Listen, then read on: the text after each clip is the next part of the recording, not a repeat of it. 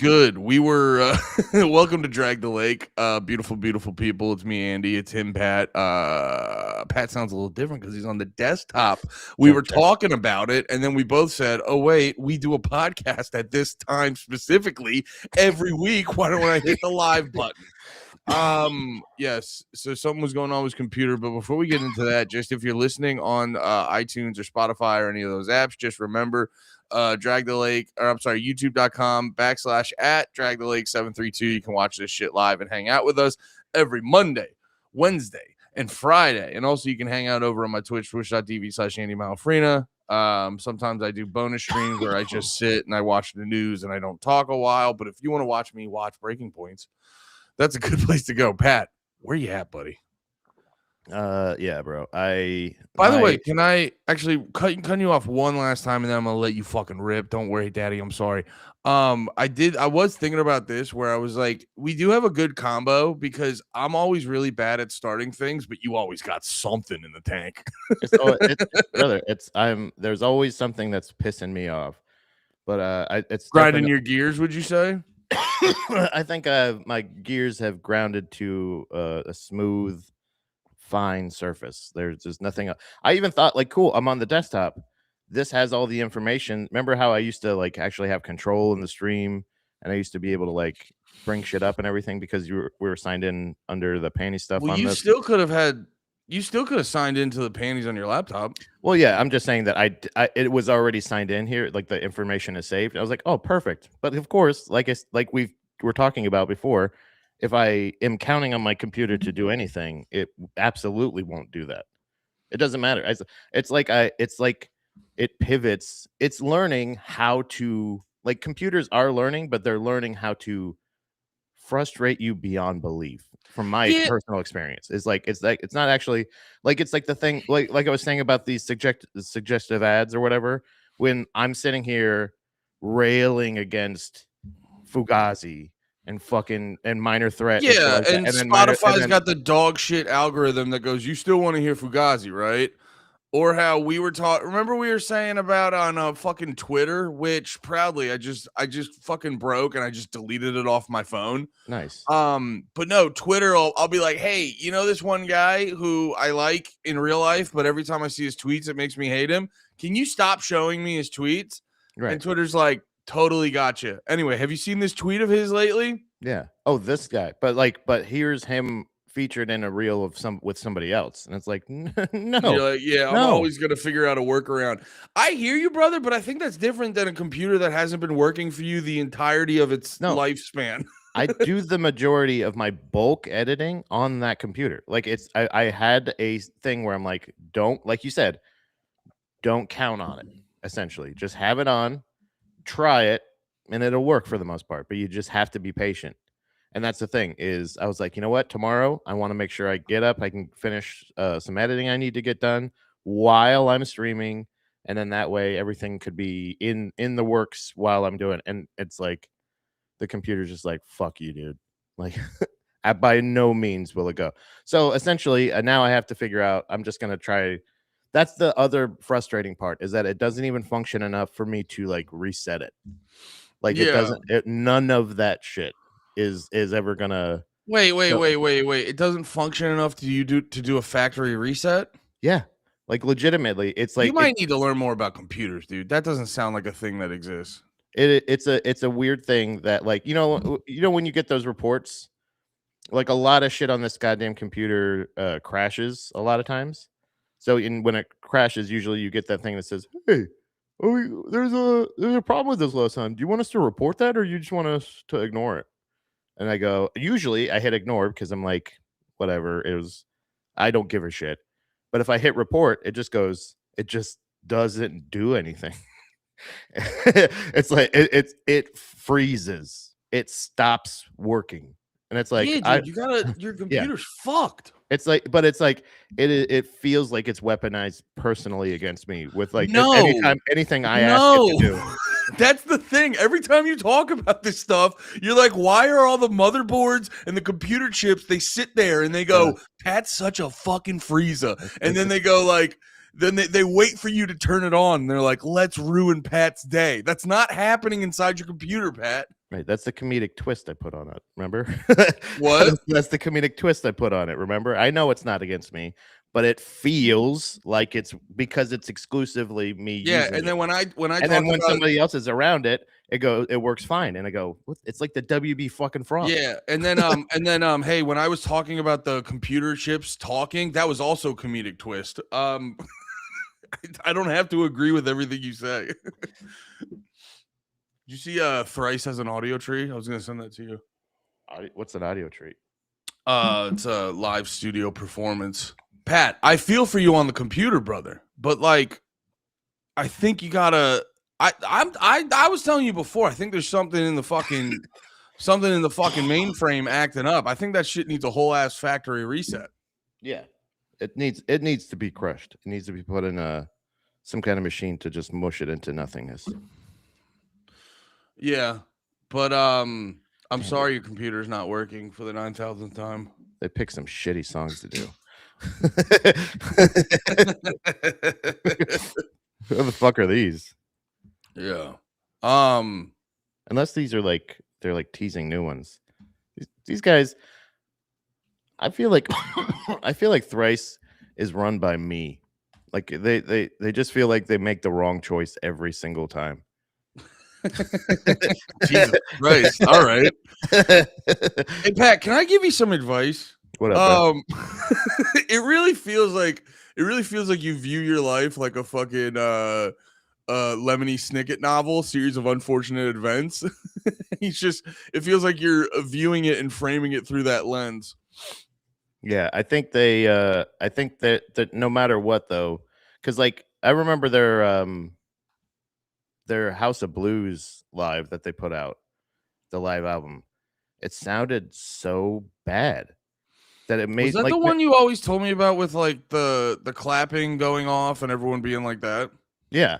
It's like but even like the levels and the sound of the actual album itself didn't and I was like I'm a fan of theirs. Like I want to like it. So like even if I don't like it, how is this going to market you to anybody else or anything like that? So like I just feel like remember there was another thing I feel like they had. What was it? I remember it felt like remember we were talking about like is it the record companies that are like rushing them or like are they just telling them you have to put something out? Was it them? I can't remember. We were talking about that a while ago. I forget specifically about what type of, but that jogs my memory a little.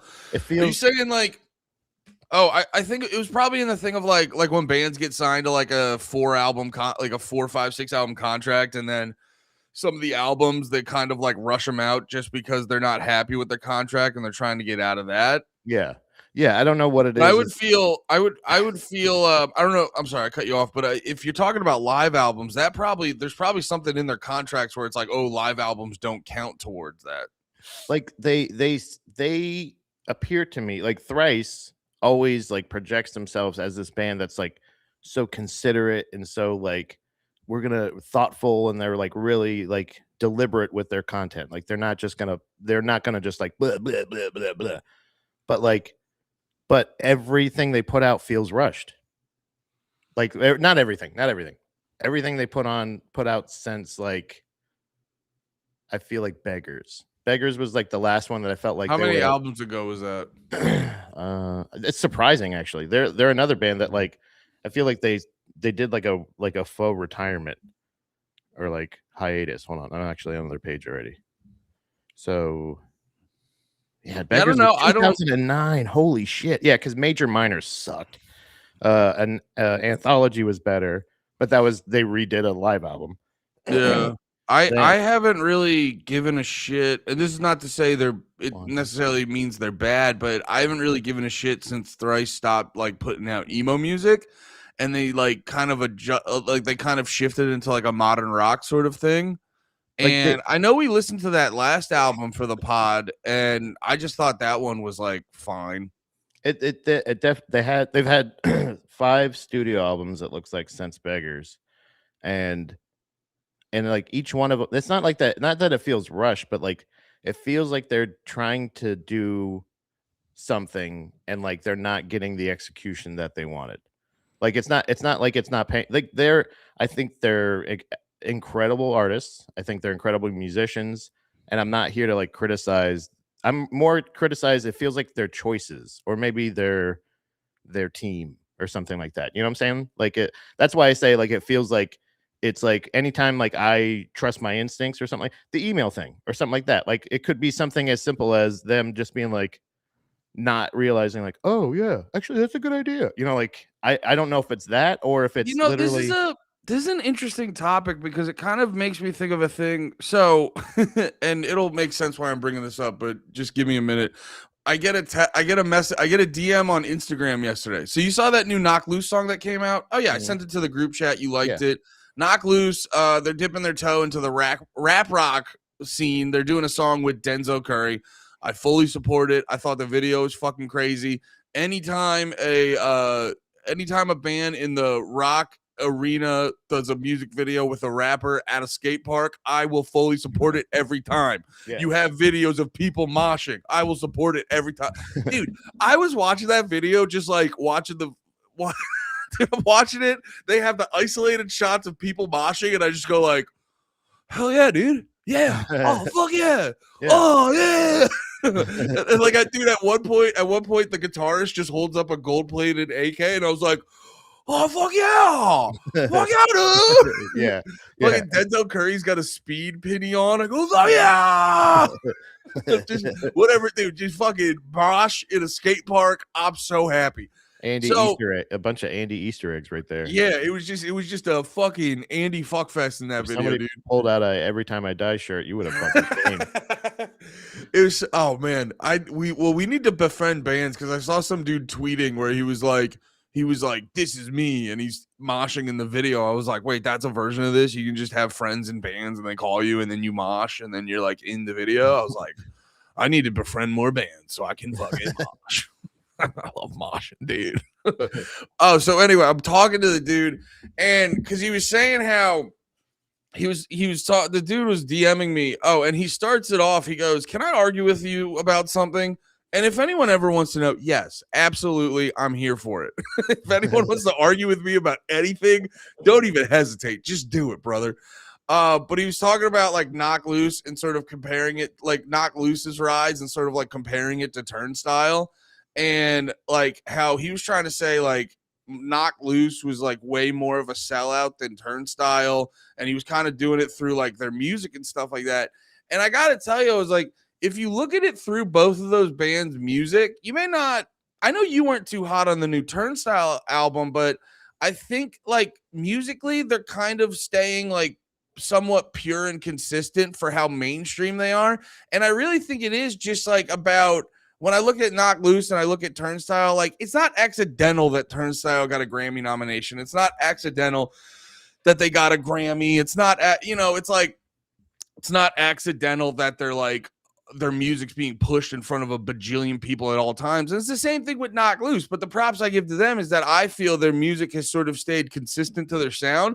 But it's like they all have the right managers and PR departments behind them. And I think with like certain bands, you gotta, because it's like, I listen to a band like Turnstile, and it's like Turnstile's definitely really good at it, but there's a bunch of bands that sound like this. And I go, I bet you if you gave Turnstile's PR department to other bands, they would get to the level of Turnstile. And it's like there's some bands where you're like, and so trying to bring it back to Thrice and why I brought this up in general, you go back to Thrice, it's like there's some bands that like have a good sound or whatever the fuck, but they just don't, if they're just not being pushed the same way that the other bands are. And I'm sure Thrice being older, they don't have that type of like energy like they did back in the day. Knock Loose and Turnstile, they're still young, newish bands. They're in their let's fucking get it all stage of their shit. Yeah, to me the thing with like Turnstile doesn't have to change their style. They're a pretty marketable band. You know what I mean? Like even like in the rock genre, like considering like since like heavier bands have been popular in the past, like even though maybe like System of a Down was, people forget how popular System of a Down really, like they were huge at that time. Like they were fucking ripped, dude. If you liked rock, if you liked rock music, you had toxicity. Right. So like it's not even a question of in my opinion of like I don't think it not the fact that Knock Loose has gotten to where they are, like they aren't changing. They haven't changed their sound. They got But I will, you know what? Sorry to cut you off. System of a Down's a really good band to bring up in this conversation because the dude also messaged me. He was comparing well, he compared Turnstile. He's like Turnstile's growth is kind of like Slipknot's, and Knock Loose is kind of like Godsmack. And I go, all right, I'll respect. You're being a hater, brother. I was like, don't get in my DMs and compare Knock Loose to Godsmack. No, it was very cordial. I wasn't mean to him at all. But all right. Got that out of the way early in the stream. Every stream you got to just get booted for no reason for 2 or 3 times. that was big Godsmack. Yeah, that was Godsmack. Heard that. They said, Andy, you're gonna stand alone on this podcast. Thank you guys. Like and subscribe. That's why you come here every day.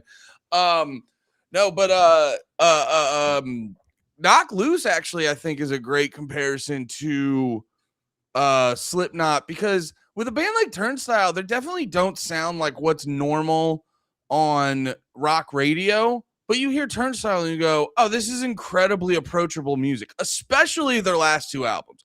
Their earlier stuff was way more hardcore based. Oh, sidetrack on a sidetrack. Dude, this is what I realized. I go, this is what I realized Turnstile does. Because I was like listening to their music and I go, because it's always are they a hardcore band debate? And I go, from a songwriting standpoint, they follow the structure of hardcore music. But I was like, it doesn't feel like a hardcore band all the time. And then I was like, how does Turnstile tune their guitars? They play them in drop D. And I go, that's what it is. They're hardcore music played in standard tuning. Well, not standard, but still like the same as standard, but with a drop D.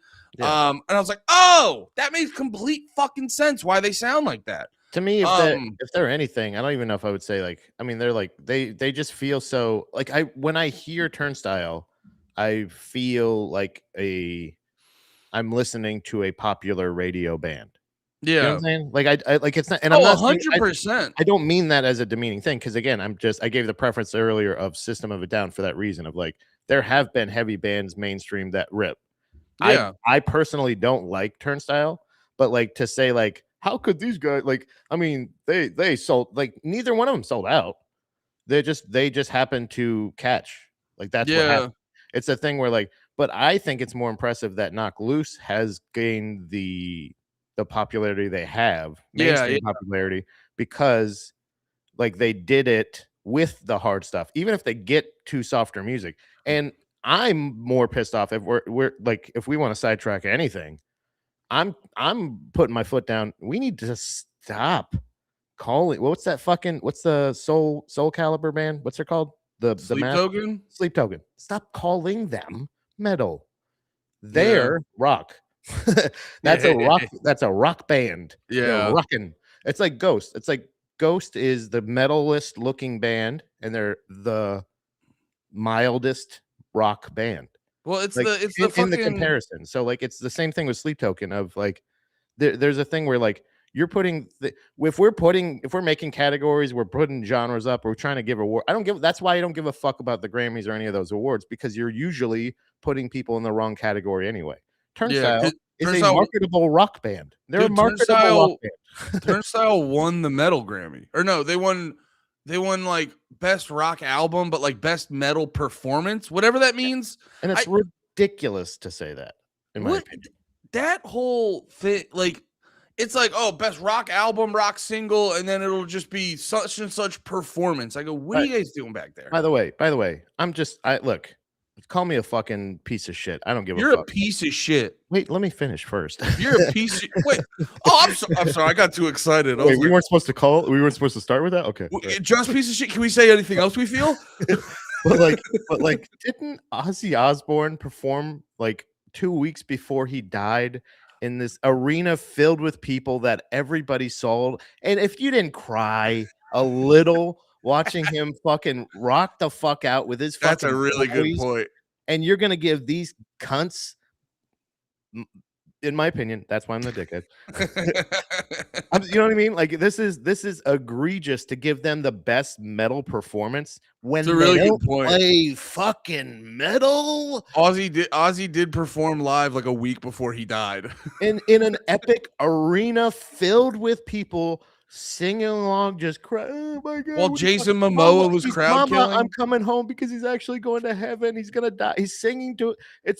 It was a beautiful, poignant moment that like should have probably gotten an Oscar the way it was filmed. They did a great job producing that fucking show, and then to give a rock band the best metal performance because they're so hot right now. Ooh. It's just this thing where you're like, fuck, man. And I got no beef for Turnstile, but it is a thing where you're like, when you see Turnstile winning best metal performance, you're like, I don't, I said it before. It's like when Macklemore wins best rap album over Kendrick Lamar the year he puts out Good Kid, Mad City. I was like, we can all just not give a shit about that. I forgot about that too. Getting crowd killed by Aquaman is pretty sick. Remember, Aquaman was in that pit. Yeah, he fucking Jason Momoa jumped off of the like from the backstage area to get he was in the pit for Pantera. Do you know what I'm saying? Like it's like, that's the metal performance of the that. And if you win best metal performance of the year and you don't acknowledge that performance as a metal, like that was history in metal that was made. It was the fact, again, his daughter gets fucking proposed to in the back. Like it was this beautiful moment, this whole weekend of like celebration of this fucking of a metal god. And like they go like, but Turnstile really did a good job on the fucking Grammys or whatever the fuck it was or wherever their performance was.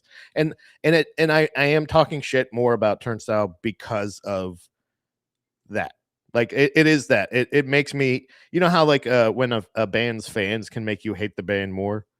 We've talked about that. You know what I mean? Like it's kind of like that. Like the recognition and the acknowledgement that they're getting is, I'm not saying it's not deserved or anything like that, but you're categorizing it wrong. Give them a Grammy over Nickelback or whoever. Well, that's not even based off of their fan base. Like I think from what I've learned, I think the Grammy shit's all like politicking bullshit. Like that's my whole thing with people giving Turnstile props is that. Thank you. You know what, Pat? You have. I tried to do it over here, but it didn't come out. And when I turned this, no, I'm not. I didn't say that. No, I'm stuttering. And I go, thank you for filling the air, Pat.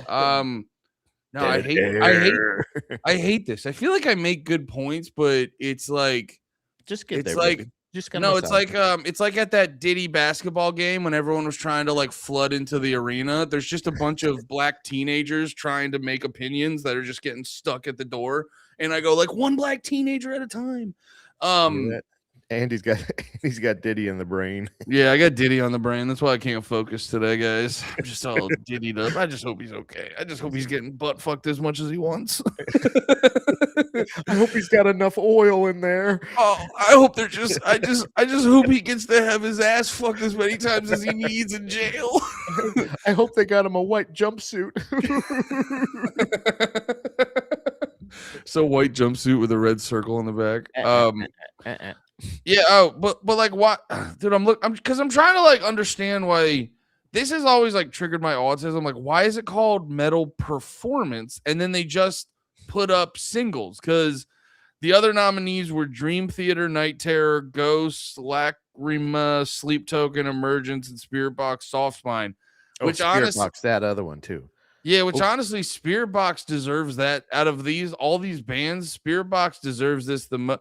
Well, it annoys me too, where it's like, bro, just if you're gonna put Dream Theater, this is really the thing about the fucking Grammys is this is the reason everyone gets so fucking triggered by it, because music fans, they love being like, we're all kind of autistic and we love categorizing things and we love the organization of it, where it's like, well, actually Dream Theater is more of a prog rock band and Turnstile is more of a hardcore pop punk band, but Spirit Box, they are mainstream, but they would probably lean a little bit more metal. And it's like, and then you're fucking with us Excuse me, but you haven't mentioned Exodus at all. Yeah, it's like you're fucking with us because you know how music fans are, and you're putting Dream Theater in a metal band when you should just sack up and have a prog rock category. Boom.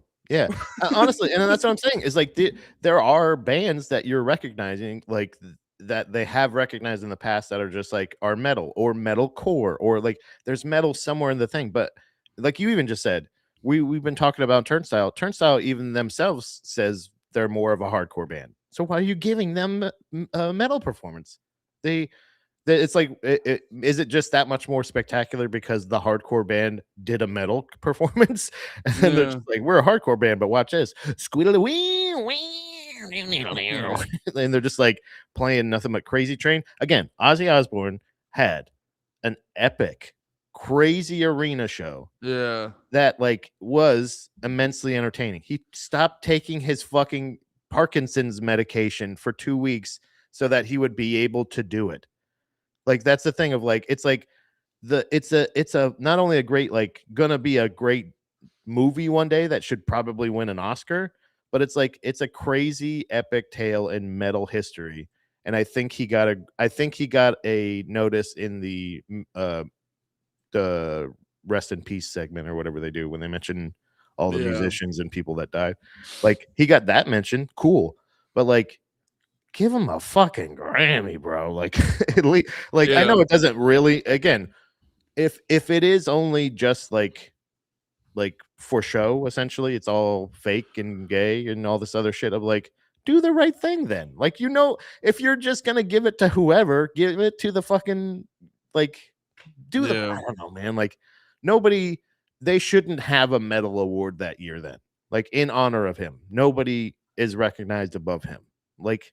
Yeah, it's crazy. It's crazy what he did for Grammy. How popularizing he made metal, and like how mainstream he was able to do it in like multiple bands. Well, yeah, and also in like Black Sabbath alone, they're responsible for so much of like the good heavy music we like now. They influenced most of the people that are in the bands that we listen to. So like because people go back to if you go back and listen to Black Sabbath, like, and I'm not the most well versed in their shit, unfortunately to say, but like they're one of those bands where they're every band that came out at the time was like blues oriented, just because that was like the dominant genre. But they were like they were an English band, so they didn't have that like direct American blues influence. It was more of like. It was like I remember listening to the audiobook for the guitarist of the Rolling Stones, and they said basically they would like go to the record store, try to just find black blues musicians, and then just go. Then we just tried to do that a bunch of times, and then and I think it was like sort of a thing of that, and then mixed with wasn't the whole thing like the guitarist got his fingers chopped off at the like, fucking and or not Tommy, the tips. Tommy Iommi. Ione, something like that. Iommi on his fretting fingers too. Like he got like the tips of his fingers cut off, and it just ended up making the sound different. Yeah, you see that a lot in just like music and stuff like that in general. It's why I feel like it's why it's always good to not overthink stuff because there's so many times where you're like, oh, is that like, oh, that's the greatest song I ever heard, and the band's always like, we wrote that in 5 minutes, and we hate it, and we never thought about it a day in our life after that. Yeah, the record company said they needed one more, so we were like, oh shit, you're like that's what made me not kill myself. You're like, yeah, that means nothing to us. Yeah, we'd hate that song. Actually, we hate how much we have to play it because it's the bane of our existence. It's our favorite's this one, and you're like that instrumental. You're like, ugh, that one makes me want to kill myself. But they like that was the thing. Ozzy said his biggest influence for creating Black Sabbath was the Beatles, and I'm like, that's nuts to be like, I want to do Iron Man because he's I'm talking about 1960s. Does he say that like early 60s? Is he on some like hater shit or is no, he is genuinely a diehard fan of he loves the Beatles. And like when he heard I think it was A Hard Day's Night. No, what's the I think that was it. Like it's the super poppy Beatles. Those he first heard that, chunks of albums are and poppy as essentially fuck. that was him essentially being like, I've never heard anything like this. I think it was more of like it opened up the possibility of like, oh, I can do whatever I want. Also, this rips. Like he thought that Yeah, that was like his punk rock. Like, holy shit, this is crazy. So yeah. No, well, so like that's that's nuts that you get Black Sabbath from that. the Beatles. Well, that's why it's always like whenever I love bringing this up because it's why I always hate the like appropriation conversation because it's usually like some unimpressive person that associates himself with what talented people that had the same skin tone as them. They're usually the ones who bring it up because it's like appropriation in its truest form is the Beatles. Getting influenced by all this stuff, but because they live in England and they're not like directly influenced by certain things. They're just sort of taking what they get from that, and then they're kind of going with that. And then Black Sabbath gets it from the Beatles, and it's like then you get to have now we get to have heavy ass rock music because of all that because people were appropriating. You know what I mean? It's one thing like I get it. Sometimes a corporation does it and they go like, "We just thought this up." And it's like, "No, that's, you're not giving the proper respect to where it came from. That's stealing." But just being like, "No, I thought this rules. I'm trying to do my version of it." That's how we get cool shit. Yeah, I think that's it's art inspires art no matter what. So like so you get those things from, but again, all of those people I would hope that were nominated for best metal performance that year would be like, well, it's crazy that like that's the thing is like it's crazy you don't have like one of the most metalist people in the world having the most incredible performances, like meaningful. Yeah. And it also sounded good. I'm sure they sweetened it. I'm sure they did shit to it, but like it wasn't incredibly noticeable. He didn't lip sync, motherfucker. How many goddamn motherfuckers are like on these award shows lip syncing, faking it like a bunch of fucking phonies? And like he actually did it because he wanted it to be a pure performance. Like it's just it just chaps my ass in that sense of like you're doing this is all for show and this is all for posturing and all that shit, but like you can't just like take a fucking night off for fuck's sake and just realize like music, the amount of hits the fucking guy wrote, like the in Black Sabbath and like Crazy Train, how many fucking jock jams is this guy responsible for? Well, it's also a thing of like whenever you see like the winners and stuff, you're almost like, yeah, of course they won. Like it's rarely ever surprising. You know what I mean?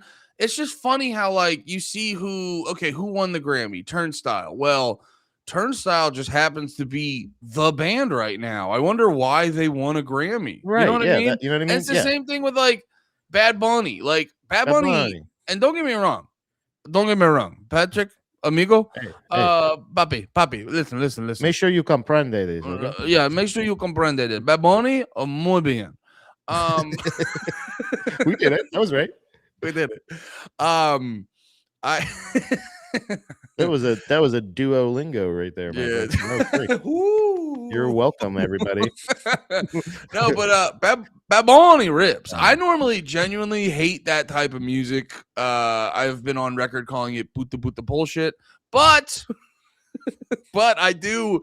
Bad Bunny's been opening me up to it more. Pause, and I enjoy the dude. What the fuck?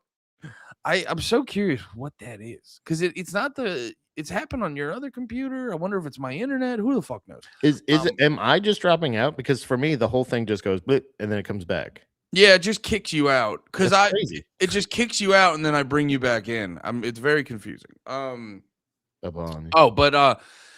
But then you go, it's like, oh, Bad Bunny won. He won album of the year, and oh look, he's doing the Super Bowl halftime show a week or two later, and you're like, oh, okay, this is like it all reeks of the whole story, like the Nobel Prize was invented because that guy Nobel invented dynamite, and when he died, there were the story behind why he started the Nobel Peace Prize was the dude was like the guy who invented dynamite or some shit. And then something happened where everyone thought he died.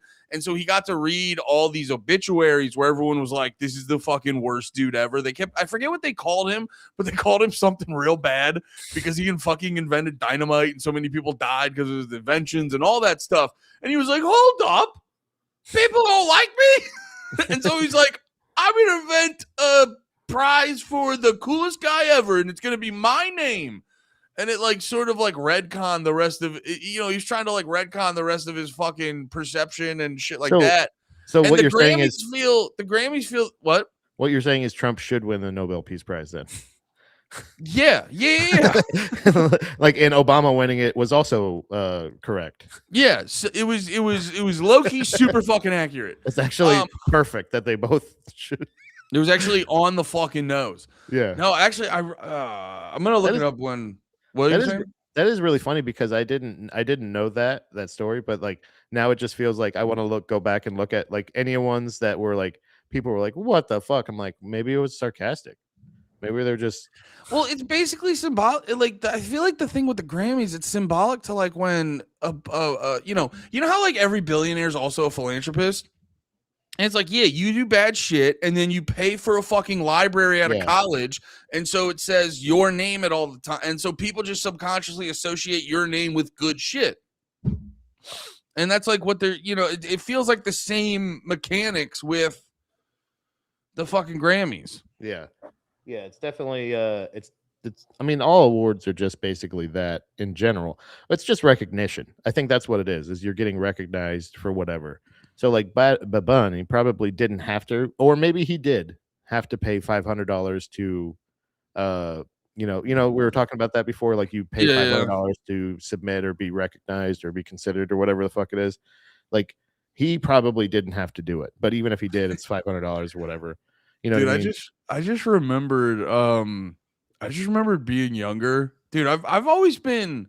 And I've been trying to learn how to harness this properly because I was like, what am I good at? And I'm like, I'm good at noticing. And I go, I'm good at noticing patterns and things like that. And I'm good at noticing when things are out of whack. But I've only my whole life been able to either turn that into like, oh, I can make funny jokes because I can notice things are different. And it's like, if we're not joking, I go, I can just let everyone know why everything's bullshit. And you go, that's a real party starter of a fucking trait to have.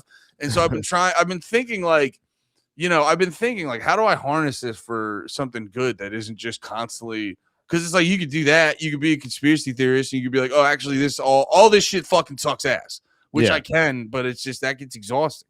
And I've been trying to figure it the fuck out. But dude, I've been this, I've been this kid since like fucking day one. Cause I remember being young as hell, really into music. And I'm like sitting there and I got my bands that I really like. And I remember them being like, oh, here's the best albums of this year. And I remember being a little kid like, I don't see Sum 41 in any of them. Yeah, you forgot a couple. Yeah, this whole thing must be bullshit. Yeah. But actually, all jokes aside, I did like, I remember sitting there and I remember being a little kid going like, well, best is subjective, so you couldn't actually technically figure that out. And then I go like, oh, this is probably for all the people in the in crowd. I remember getting that as like a little kid. I've always been locked in on noticing. I don't know what I'm doing with this information right now, though. Yeah. You see Chapel Roan's boobs? Yeah. Of course. They're good boobs. I've really been on the Chapel Roan got it for a while, and people don't see it because she does drag makeup. And it's like, no, she's got a nice butt, dude. She's got morning swag, man. No, yeah, I think in general I'm still on the Florence Pugh train, so I'm because she just seems like a mess. Yeah. But what's her face? Chapel Roan or whatever. And it's like I was trying to explain this to Dom. Her and Sabrina Carpenter are like my latest Jeff Bridges, Jeff Daniels. Do you know what I'm talking about? Okay. Is it Sabrina Carpenter? Did I say that right? Yeah. She's the blonde lady. Yeah, she's the more like done up, always has a lot of makeup blonde lady. And the lady you're talking about, the She's the redhead lady, theater. She's the theater kid. and she's the one that does Hot to Go. The other the other one does other sexy songs, right? I think they were like popping at the same time, and I just got them mixed up. Yeah, the only one of Sabrina Carpenter I know, she had a song called like Espresso or something. Yeah, And then something like that. she does these Sorry. she does like a Marilyn Monroe thing. She has Yeah. like a done up Marilyn Monroe thing, and then she'll have songs where she'll be like, "You don't gotta wear a condom." Okay. So yeah, they're both like kind of like, I think the espresso thing happened the same time or near the same time as the Hot to Go thing, right? I want to say they did, And I yeah. think that's another mix up where I was just like, oh yeah, hot coffee to go, got it. I'm a fan. You know what I mean? They just kind of merged. You know what I'm saying? Like where I was just like, who the fuck is this bitch? I'm like, and it was like, and I said, oh yeah, coffee sounds good right now. Oh, nice tits. Yeah, to go, sure, got it, whatever. Redhead, blonde head, whatever. Yeah, gotcha. Yeah, the Sabrina Carpenter ones. I actually did a video a while ago where I was like, I listened to a bunch of Sabrina Carpenter songs and then like talked about them on the channel and stuff like that. And then afterwards I was like, dude, I was like, oh, she's just like, again, she just has like the proper machine behind her.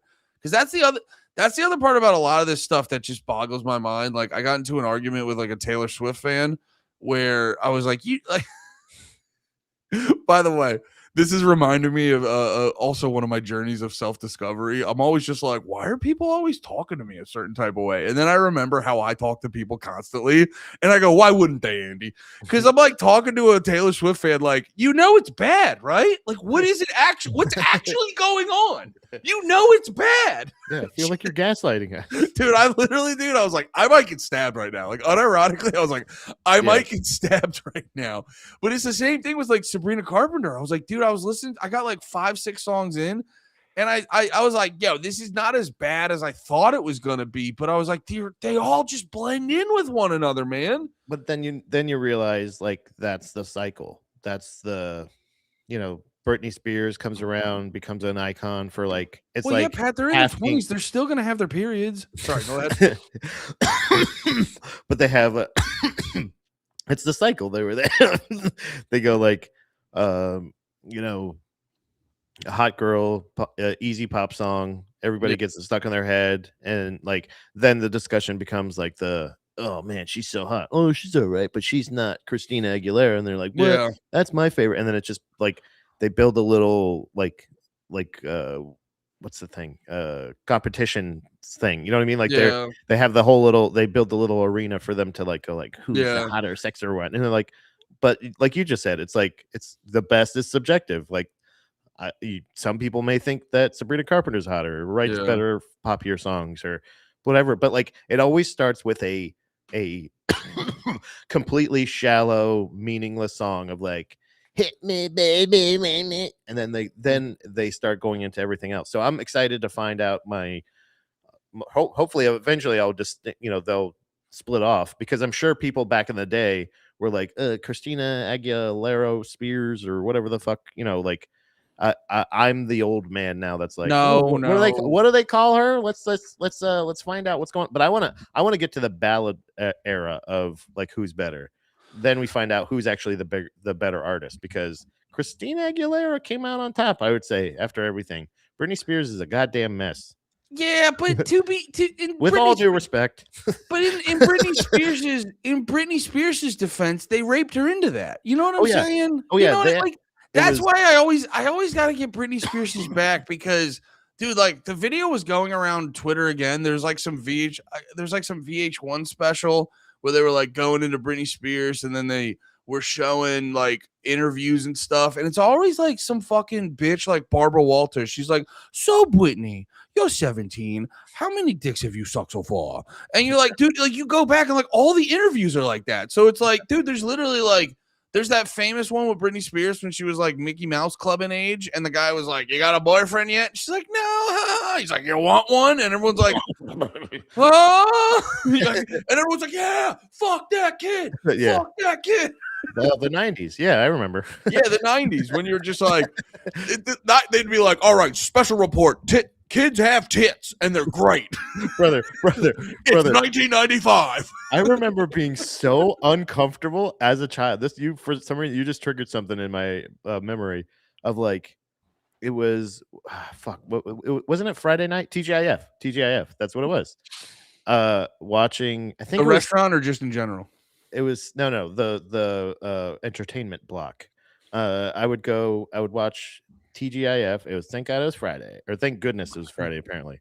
But it was either Step by Step or one of those. Yeah, like, it was one of those in that block of shows where like two of the kids, the children, were like they had a crush on each other or whatever, and like they finally like kissed, and the crowd goes, ooh, like they do, and I went, I just got the fucking like douche chills just now, because I'm just like, that's so gross. Like, they're children, guys. Yeah.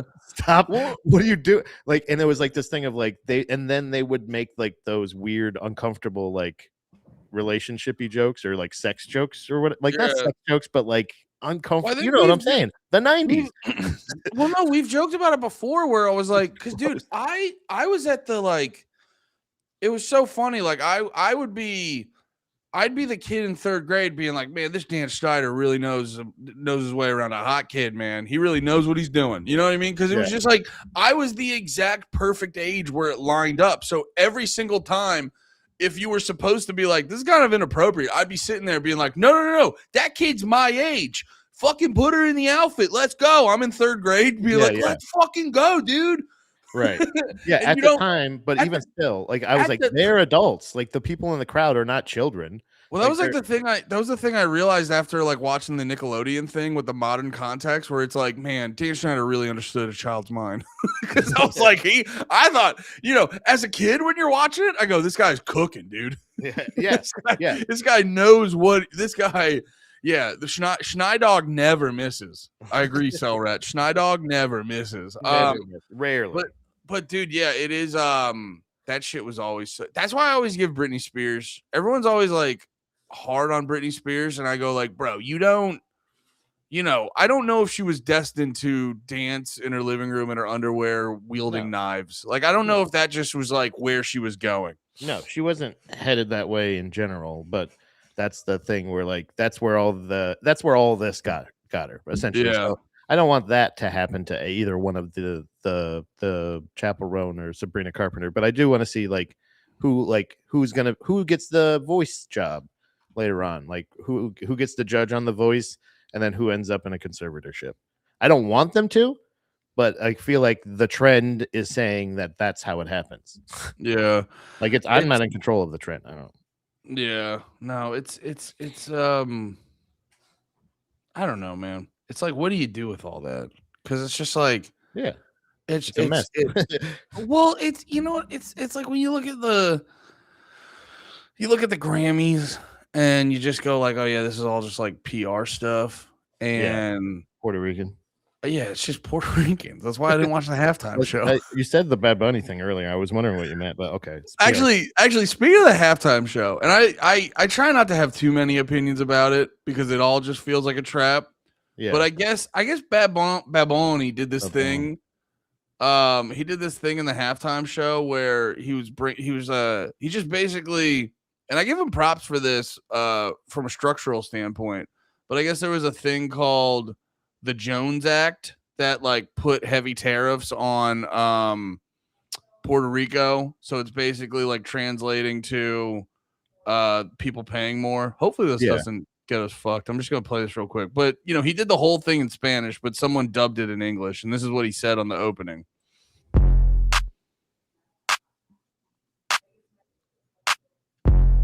The Jones Act inflates shipping. Line at the end where he goes, that translates to $200 per citizen. I go, oh. I was like, well, they're doing that to us too then, dickhead.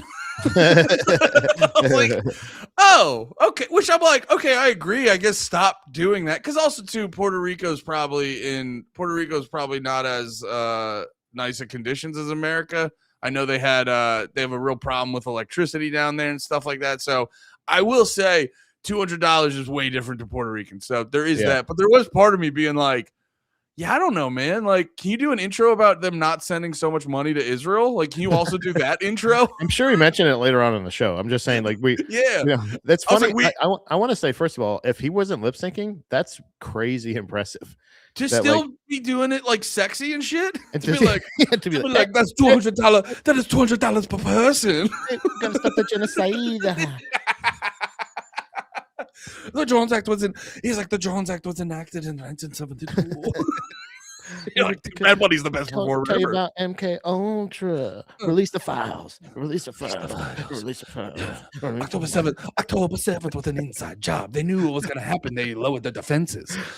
Man, welcome to our Super Bowl. Come to our Super Bowl show next year. By the way, also, what an awesome fucking direct fuck you to be like, hey, it was like everybody should love everybody. And also, like, here's just a bunch of facts I just want to put out there that only Spanish people are going to understand, but it's okay.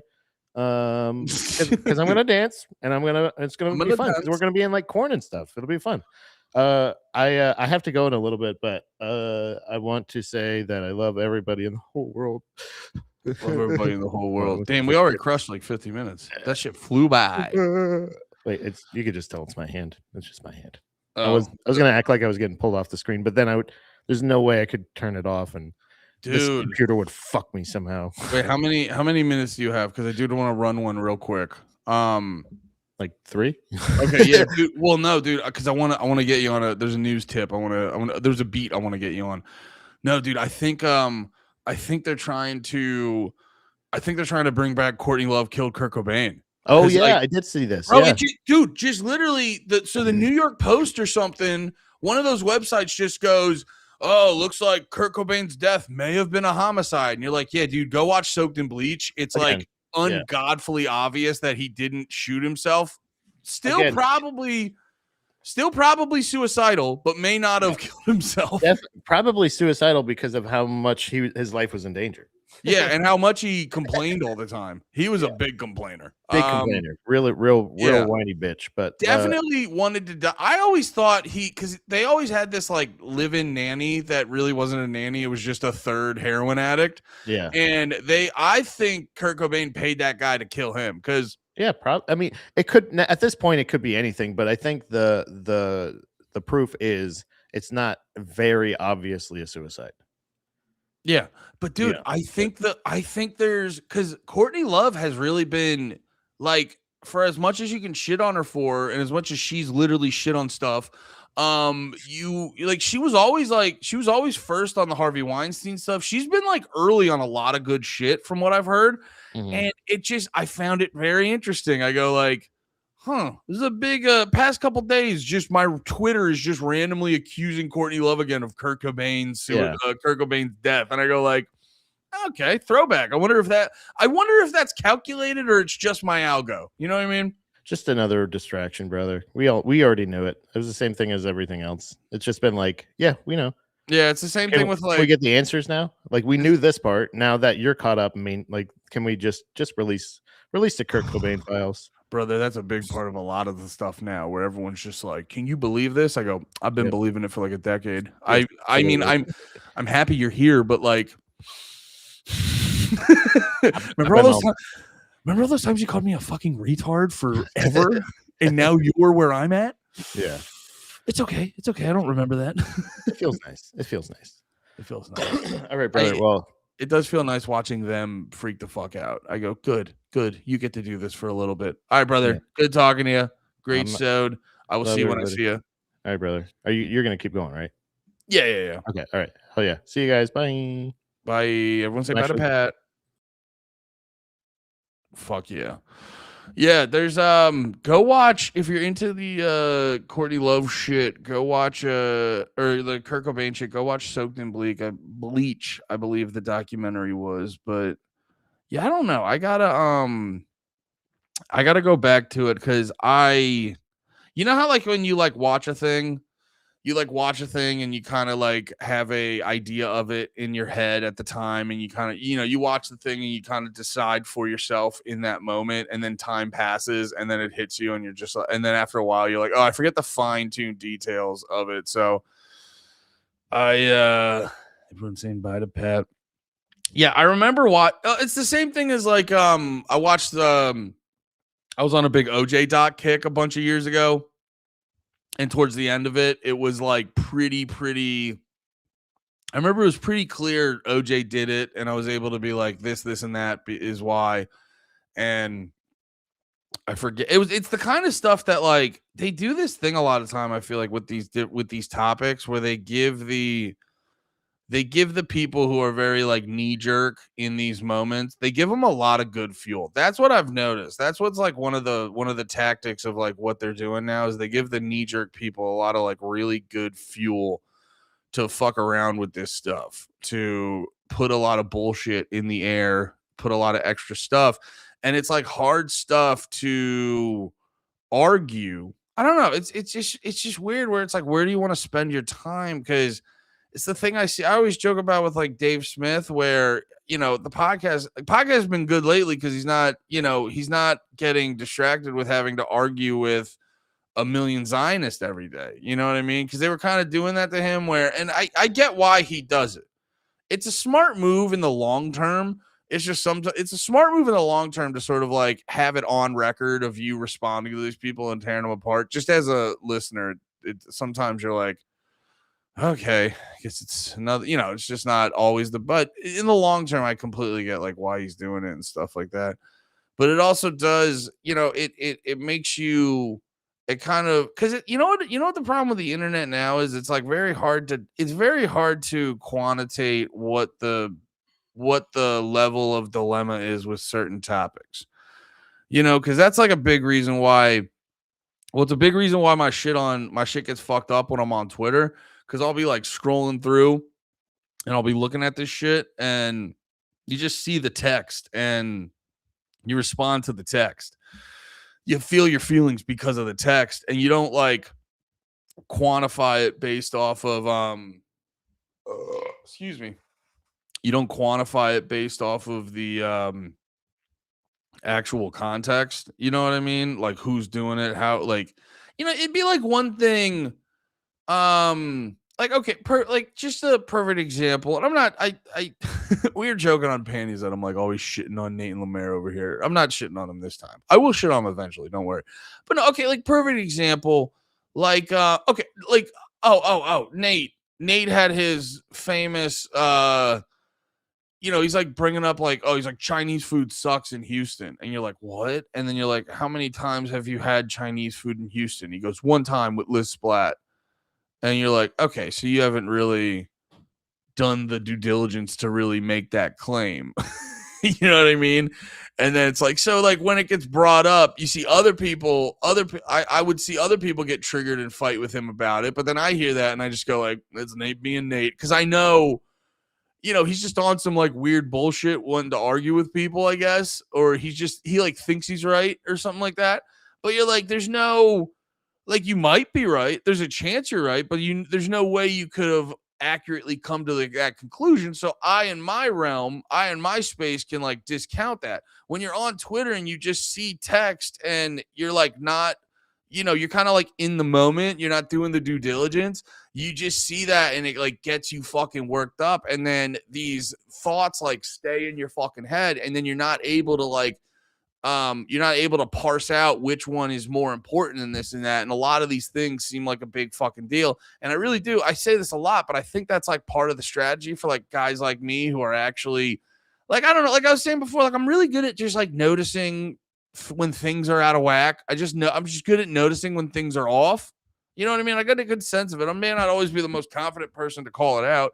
I may not always have the best skills to call it out, but I have a good eye for like noticing when shit's off and stuff like that. So, if you dilute the pool with a bunch of fucked up shit, it's gonna, and I'm not saying I'm gonna be the guy who cracks the code, but say there is a guy like me who's way better at this shit, who, or like again, going back to an example, like some dude like Dave Smith, like the best at this shit. He doesn't go as far into the conspiracy realm. Because like Dave does a good job at not wasting his time wildly speculating about shit we can't prove. We just, it's like there's a lot, and I like to do this a lot, where it's like it's that kind of shit where it's like, well, based all of this ancillary evidence, it's like there's a huge chance I'm fucking right. Dave doesn't spend a lot of time doing that stuff. He more works in the realm of like what we have direct. When he's making definitive statements, he works in the realm of like, what do we have direct proof on? Not to say that like, because on the last episode he was kind of talking about people like he was talking people like that Alex Berenson guy, I think his name is, because he's basically saying after this like big Epstein files dump, he's like, there's not a lot there. And you're like, he's like, there's no direct evidence. It's like, yeah, and Dave was making the point. He's like, yeah, there's no direct evidence, but there is a lot of shit where you go like, that's fucking weird. You know what I mean? Like there's a fucking email where it was like,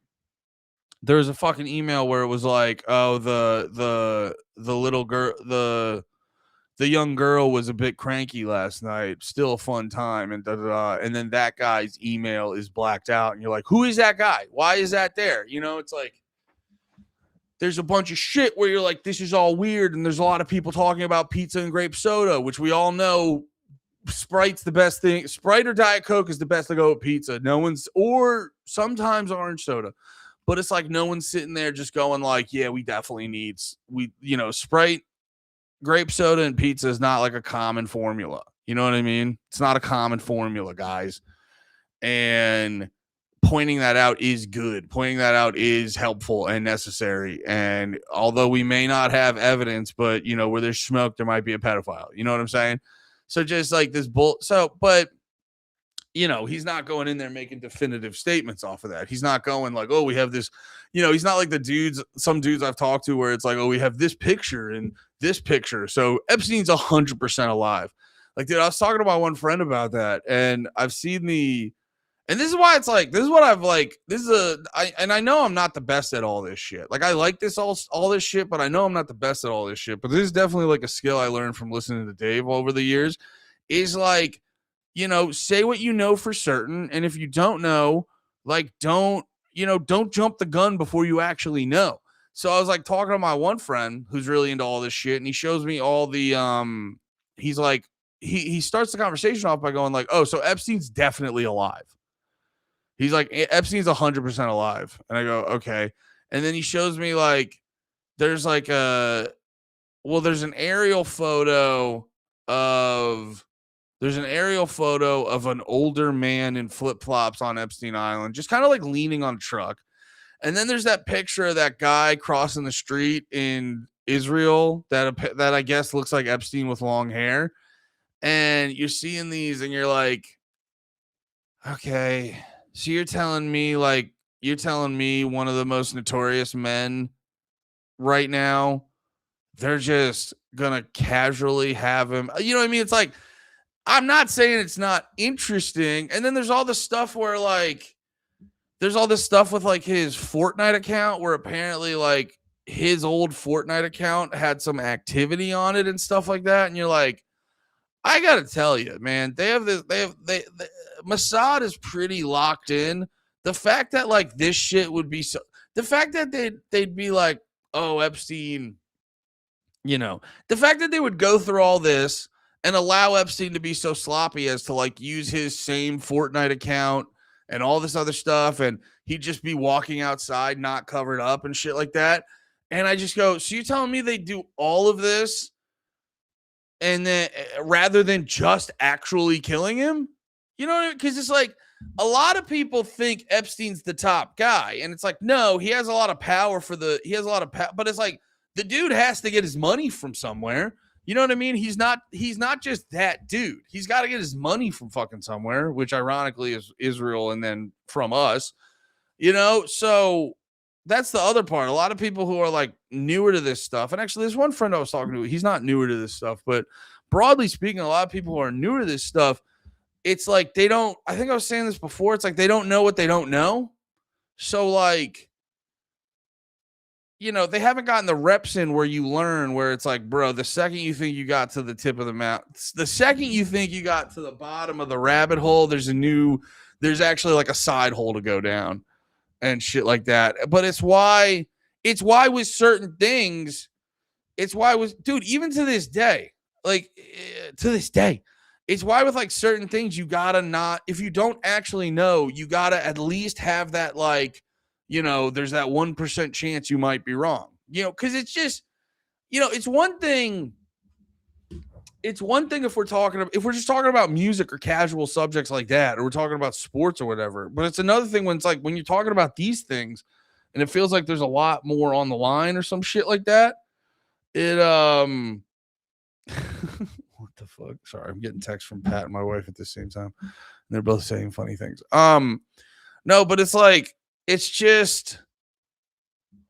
It's a different thing. There's different shit at stake with this stuff where, when it comes to this like conspiracy shit, when it comes to this political shit, like don't discount how we kind of saw it with a lot of the conservative people where it's like, don't discount how vital narrative control is. You know what I mean? And I'm not saying like put out propaganda to control the narrative, but like if we're the people with good arguments on the right side of things, and what we're saying is it's like if people like me, if my opinions on these certain topics is the general agreed upon opinion, then that puts us in a way better situation on making things not fucking suck ass. You know what I'm saying? So it's like when you're in these spaces. And it's like I appreciate all the people getting into them, but I appreciate all the people wanting to acknowledge Pizzagate is real and want to acknowledge all this stuff is real. It's fucking awesome, but it's like the second, dude, you got to understand, people don't want to believe in this shit. You know what I mean? Like that's why it's always this double-sided coin of like, haha, I knew I was right the whole time. And you're like, shit, I was right the whole time. Fuck. That's not fun. That sucks ass. That is a real bummer that I was right the whole fucking time. You know what I mean? There's this shitty version of it when you realize you were right the whole fucking time. Not saying I was right about everything, but people who were going down my lane got way more dubs than other people is what I'm saying. You know what I mean? But it's like you got to remember, normal people are begging for this shit to not be real. They're avoiding this at all costs. And if you do shit to just give them an excuse to discount you, it's like you're not helping. It's like, you have this you have all this like goodwill of like it's like you want to get better, you want things to get better, but it's that shit of like, it's the equivalent of like, dude, I want to get a six pack so bad. And then every day after work, you go grab McDonald's and it's like, it's not, well, you're not serious about it. So it's like, stop including yourself in the fucking mix. But in reality, most of that shit's probably like fed bullshit. So all we can really do is like people like me can, if I want to exist in these spaces, people like me can just try to be better to sort of help people out and let them know like, this might be a fed, you might be getting mad. You might be getting mad at a fed if shit like that. Agreed. Double-sided clipped coin. If someone hasn't spent years on a rabbit hole only to find out that at the end they're chasing bullshit the entire time, I don't trust their opinions. Oh, yeah. Yeah. Well, and also too, like people got to realize too, there's like multi layers to this where it's like, I think I brought this up before, but I was trying to explain this to Lemaire where he's like, well, they found out that Pizzagate wasn't real. And you're like, well, no. It's like, what does that mean? Like some people will be like, it's like if you're saying like, oh, the child sex trafficking ring was happening directly in this one pizza guy's basement that didn't exist. You're like, yes, that wasn't real. And then it's like, oh, they found out that QAnon wasn't real, which is on a much bigger scale than the people who try to like deny and discount Pizzagate, because QAnon was like, oh, we got these Q drops, and like that one was way more involved. But you gotta like, that's why it's like you gotta look at the whole picture. You can't have like when you go about this stuff, you can't have an end line. You can't have an end goal. You just gotta like, you gotta go, what do we got? And then where do we go with this? Like you can't, you know what I mean? You can't have a specific, because I've caught myself doing that in the past. You kind of go, and then you have these like weird feelings where it wasn't actually this one bad thing that you thought it was the whole time. And then you find yourself disappointed with that because you realize you've been locked in on that so much that you made it part of your like fucking personality or some shit. So then, and now you're being sad because there's no bad shit happening because you were way more locked in on like your thing and winning and stuff like that than you were actually on the truth. So it's like you don't start with an end. And that's what a lot of people do. You know what I mean? Like with Lemaire, he's probably just hoping because his whole, like, whenever he brings it up, he always talks about, like, he just happens to be like, but, like, you know, Hillary and Obama, like, where it's like, dude, it's like, what are the odds that, like, Hillary wasn't getting in on the mix and all that? And I feel bad for myself that I'm not, like, as learned about Hillary shit, that it's like, is that shit where you're like, you know, she's doing all the fucked up shit, but I'm not good personally at the, like, quick recall of, like, all of her fucked up shit. And I'm not good at articulate. I mean, just look into Seth Rich, you know what I mean? I'll jump to whatever conclusions I would like, sir. Well, and that is, you're right as an American. Assume the worst and go with it. But no, it's like, it's like I think about like Lemaire and I'm like, oh, he's probably still holding on to like some notion of like some liberal notion that there's like good people on his team. And it's like, bro, you just like and I say this to everyone, I'm not just trying to like call out Lemaire. Because that's not what this show's for, but it is for though to bring him up constantly. But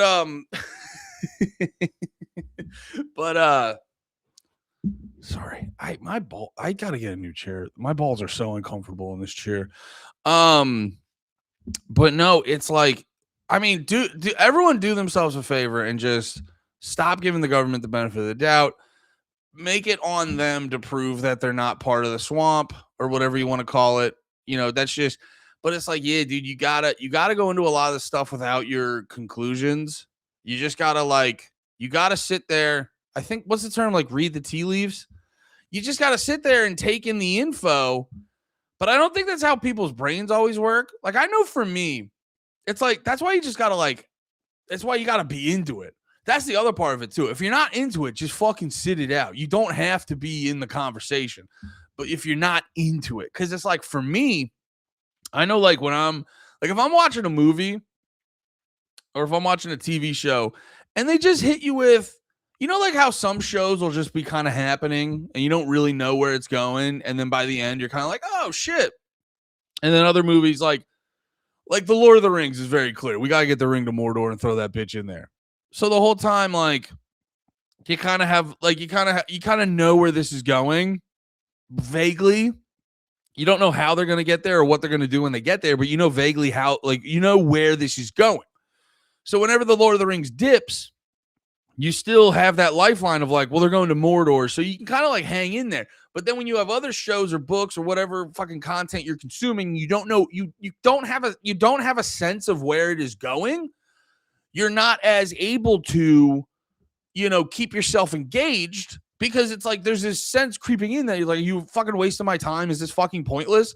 And that's how it is with a lot of this like conspiracy shit, where that's why people get locked in on specific endings. They get locked in on specific endings because they need that lifeline to keep them guided, when in actuality, what you really should do, it's why, like, when fucking Mike Benz was on Rogan and everyone was calling him like a fucking pedo protector because he's like, I don't think there's as much blackmail as there is, and I don't think they're using it in the way you think they're using it. He was actually making a pretty good point. I don't know how right he is, and he may have been doing a little bit, because I've been hearing other people kind of like co-sign, not directly co-signing, but like their words are sort of indirectly co-signing what he was saying, because like Ryan Dawson was even saying, he was like, yeah, dude, like they're not gonna just record, like they probably do have a bunch of videos of everyone like fucking kids or hookers or whatever the fuck, but they're not just gonna release a video of George Bush cracking open a kid.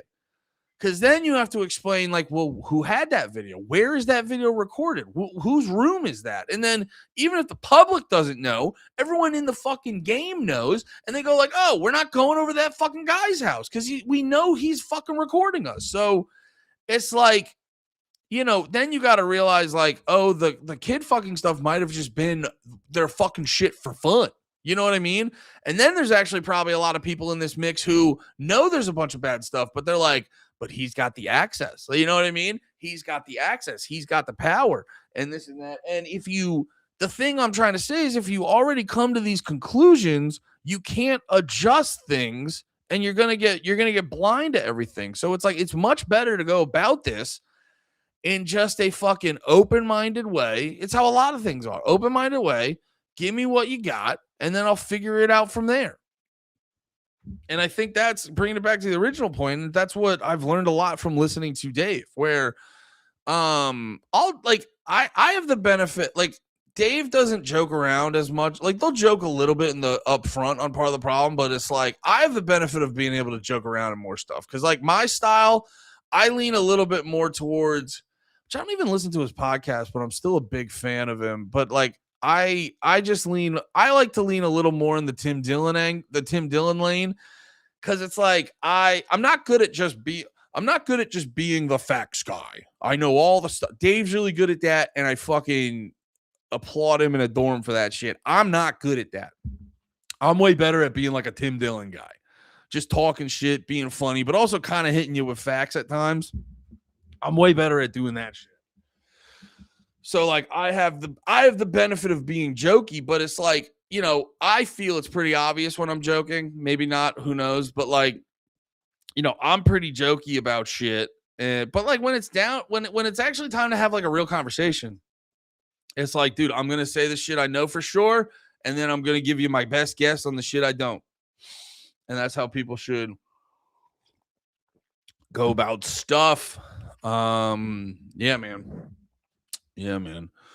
What are you guys saying? I saw the chat blowing up. Hey, Farwild's in the chat. What up, brother? Love seeing you in here. You don't always get to a stream, Farwild. Woo, shit. What did I just press? The fuck? I just hit a button and it's that shit where bing bang, bing bang, bing bang, bing bang, bing. It's so funny. Guy like me could notice it. You stopped listening to POTP. Oh man, it's pretty good. I think I do. You know what it is? Dave, because he's so big now and he's like in on the conversation and he's part of the conversation and like more people are talking to him. He kind of has to like go into slightly more like drama stuff. And I've gotten to a point where I go like, I hate all these people that you are in the world with. So it's like, I hate when it's like, all right, let's spend an episode talking about like, well, actually, like when he was shitting on Tim Pool, that fucking ruled. Because Tim Pool needs that. He needs to get called a dumbass as much as humanly possible. Because he's just been, I don't know, he's been such a cuck lately. Yes, Epstein did apparently have a Fortnite. He got kicked off Xbox Live or some shit like that. But yeah, Epstein apparently played the absolute fucking shit out of Fortnite. Bing bong boom. Bro was probably making sure there wasn't kitties in the fort. Oh yeah, this was a funny. I'm gonna read this one again. If someone hasn't spent years on a rabbit hole only to find out at the end that they were chasing bullshit the entire time, I don't trust their opinion. Oh, and you know what? That jogged my memory too, because at the time I was yelling about that. I was saying about like, oh yeah, because I hit another to this day. But no, it's like, even to this day, like, dude, I could probably pass a lot. Like, in my heart, I'm like, yeah, dude, the ATF definitely set the fires at Waco. You know what I mean? Like, that's how, if it was like gun to my head, you're like, did ATF set the fires at Waco? I'd be like, yeah, they 100% did. But if I'm having like a real conversation, like, you know, for the sake of argument, I have to say it looks like they most likely did. Because you don't know. You know what I mean? You don't know. And I will say there is also like weird like thermal footage of like fire going off inside, but who the fuck knows? But yeah, man, I just try to like, it's very exhausting because you talk to a lot of people that sort of have their like end goal, because you start noticing it, man. Like, you start noticing it when like people are making really poor arguments, where it'll be like, you know, it's like Waco's a really good example, because I've argued with people and it's like, you know, the one that'll reveal itself a lot of times on the Waco conversation. One that'll reveal people a lot of times that they're not here to have they're not here to have a real conversation. They're here to shut you down. Is they always harp on David Koresh. They're like, well, you know, he was having sex with those kids.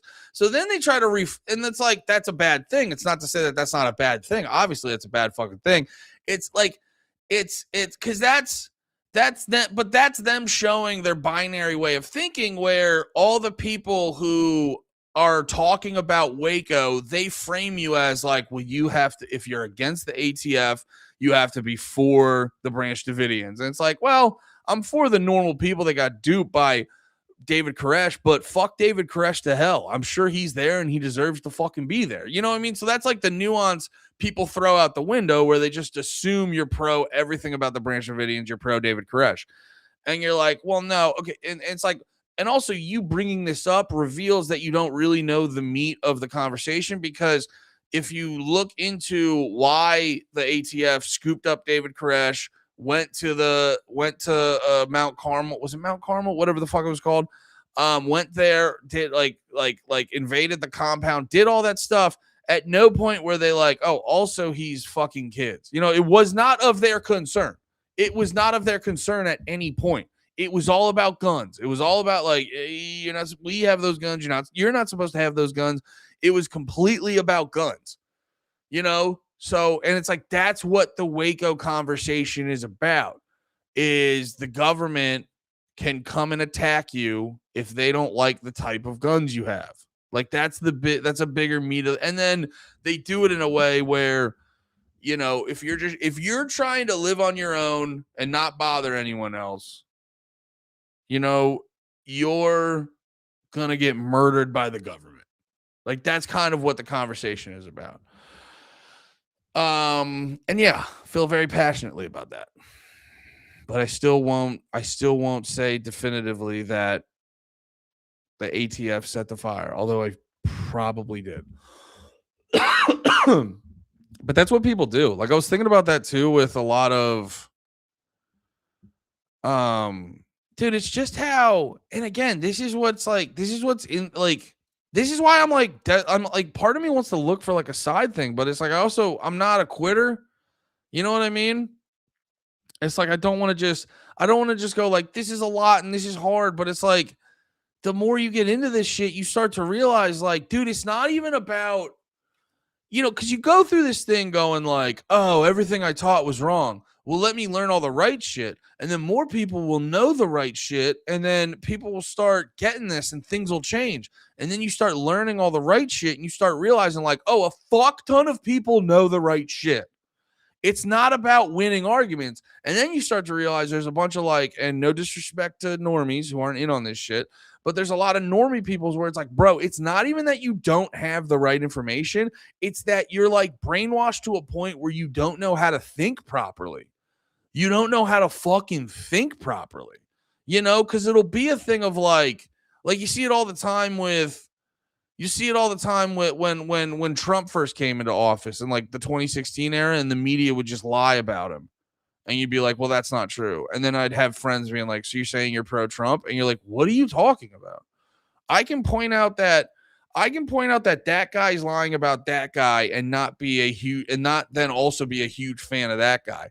You know what I mean? It's like how we joke about every couple months, every like year or two, there's a new article about Hitler's dick is actually way smaller than we realized. And you're like, hey man, we already like hate Hitler. You don't have to make up shit about it. You don't have to just like, you know, you don't have to just in the 2020s put out Hitler had a little dick and shit himself constantly propaganda. You know what I mean? Like, we already don't like Hitler.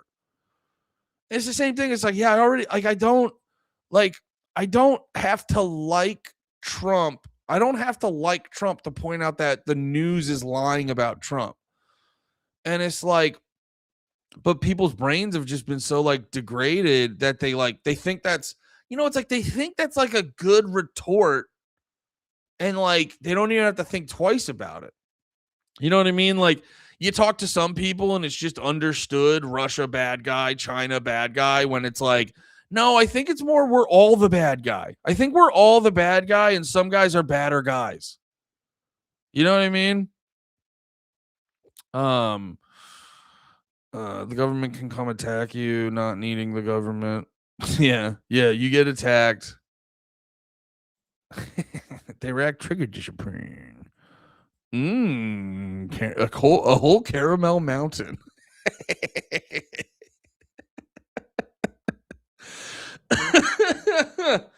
They can't come up with original thoughts and can't fathom that the government is lying. Yeah. It's just like that's what makes all this so fucking exhausting. Is it's like you're not even just battling the facts. You're battling like, you know, you gotta like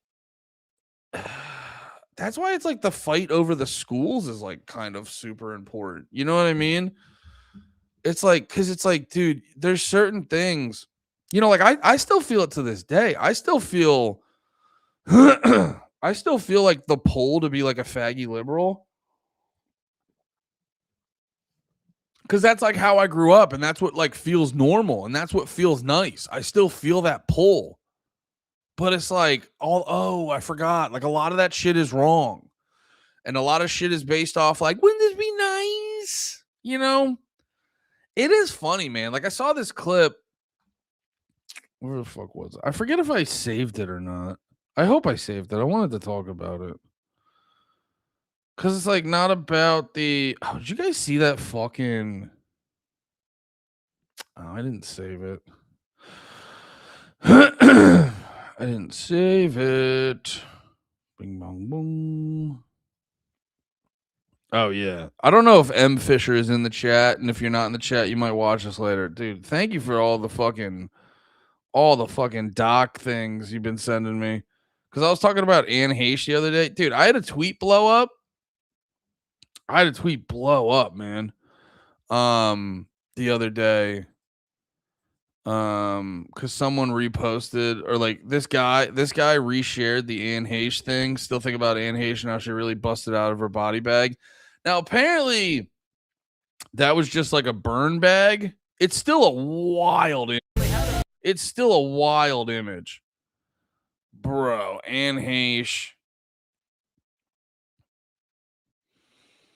Yeah, so apparently that's not like a body bag. It's like a burn bag. But, and this, by the way, this kind of correlates to the Pizzagate logic thing I was saying too, where people will go like, oh, you know, there was no basement at Comet Pizza, and you're like, that's a really good point. Child sex trafficking must not be real, and it's like, it's the same thing with the Anne Heche thing. You're like they always grab onto that like one detail, and then they act like.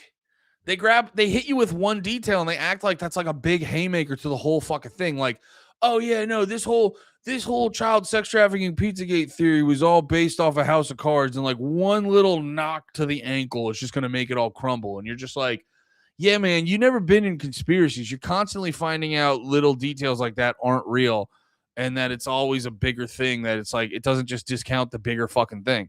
It's the same thing with the Anne Heche thing, where you're like, no, that one was fun, dude. Because if you watch the video of her crashing her car, it's fucking crazy. Dude, it like rockets. It like rocket the speed of how, and it was also one of those things too where I think she just went crazy out of nowhere, something like that. I think it might have been that. I don't know. I was gonna say I was gonna watch this video on here, but it's an hour long, and I don't want to spend an hour. I was like, maybe it's 15 minutes. I will watch an hour-long Anne Heche video later, though. But yeah, the Anne Heche thing was like a crazy conspiracy. That one was like fucking crazy. I gotta tell you too, when your tweets blow up, it's actually annoying. Because I don't know if you saw the tweet got like 4.4 million views, 31,000 likes, and bro, it's like because I get like a decent amount of notifications every day, and so like when your tweet goes viral, it just bogs down your notifications and you can't see anything else. Oh, but the thing I was gonna bring up, I was trying to find the video, but I can't find it. But oh,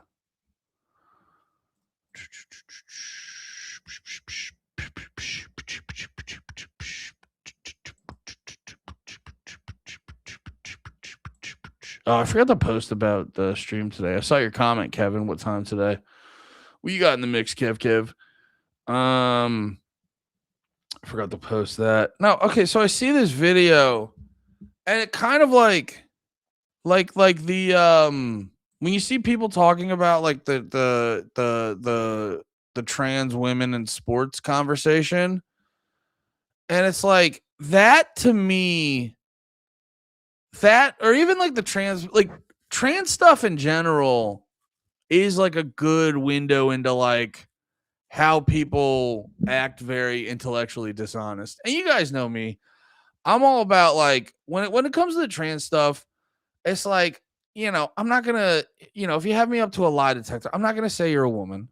I'll call you she and whatever name you want out of just because I'm a nice guy, I'm polite and stuff. But it's like, if we're gonna get down to the facts of the matter, it's like my whole thing with the trans stuff is like, yo, you're not a woman, but it's completely okay who you are. That's fine. If you feel better. Now, and let's be real, because we saw the one, I always forget the fucking dude's name, but it's that guy who like barely tries to look trans, got like the facial surgery to like not even look a little bit feminine, and then like we'll go out. It's that dude who has all the TikToks, and he'll like go out to eat, and he'll be like, "Hey, can I get a linguine, please?" And the guy will be like, "Yes, sir." And you're like, "It's ma'am." You know what I mean? It's like the GameStop. Those guys, like that's part of the trans conversation we got to be real about. There's a lot of trans people that are really trans and they feel happier presenting as a woman, and it's not like. But there's also weird perverts bucking the system, taking advantage of people's goodwill and people just being nice, and they're using it to, whether it be like a pervert thing or just to have power over you or stuff like that. It doesn't discount actual trans people, but we have to be real and have a conversation that there's like a chunk of these fucking weird perverts taking advantage of the shit. And it's that fucking dude clearly just not trying to dress like a woman, going into women's bathrooms in Disneyland. I forget the guy's fucking name, but he goes in the bathrooms at Disneyland and goes like, "I'm gonna review the bathroom. Yep, this one I pulled out my cock I still have and pissed in this one." But like, no, like with the trans conversation, like I saw this clip of that it was the dude like Jesus and Nero dudes. It was one of those guys. Or both of them, I can't remember. Actually, you know what? It was on the Rolling Stone Twitter account, I think, actually. So I might be able to pull it up. But it's like with the trans, no slander on who's talking, who's shitting on Dalton.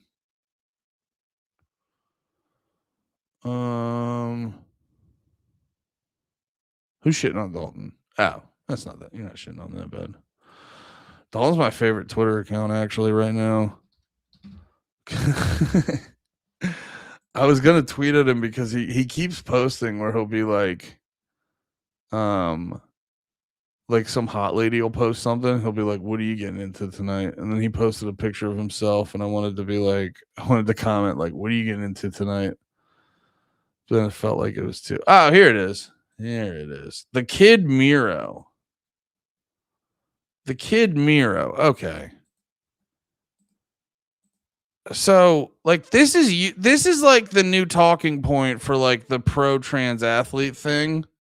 I don't even know if it's like, I'm not anti-trans athlete. It's just like, my guy, if you were born a man and especially if you still got the junk, I go like, I mean, you can't play in that sport. Like, what are we doing, man? You got a dick.